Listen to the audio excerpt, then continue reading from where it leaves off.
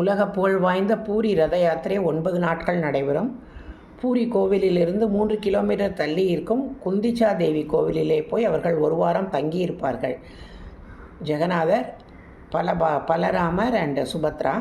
அப்படின்னு பார்த்தா யார் இந்த குந்திச்சா தேவி? பூரி கோவிலை கட்டியவர் இந்திரதும்யனன்கிற மன்னர்.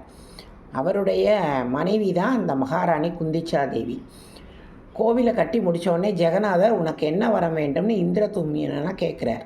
உடனே அவர் சொல்கிறார், எனக்கு குழந்தைகளே வேண்டாம், குழந்தைகள் இருந்தால் இந்த கோவில் மீது உரிமை கொண்டாடி ஒருத்தருக்கு சண்டையிட்டு கோவிலை சரியாக பராமரிக்க மாட்டாங்கன்னு சொல்கிறாங்க. உடனே அதை கேட்ட மகாராணியின் முகம் இருண்டு போய் விடுகிறது, கவலையாகி விடுகிறது, கண்களில் நீர் வந்து விடுகிறது. உடனே ஜெகநாதர் சொல்கிறார், அம்மா கவலைப்படாதீர்கள், நாங்கள் மூவரும் உன்னுடைய பிள்ளைகள், உங்கள் 3 பேருக்கும் நாங்கள் வருஷத்துக்கு ஒரு வாரம் உங்கள் அரண்மனையில் தங்குவோன்னு சொல்கிறாங்க. அதனால தான் இன்றைக்கும் ரத யாத்திரை நடக்கிறது. கோவிலேருந்து 3 கிலோமீட்டர் தள்ளி இருக்கிற குந்திச்சா தேவி கோவிலுக்கு போகிறாங்க.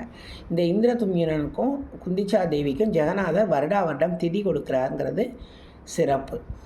ஜெகநாதர் பக்த வத்சலர், தன்னுடைய பக்தர்கள் மீது மிகுந்த பிரியம் கொண்டவருங்கிறதுக்கு இது ஒரு கதை.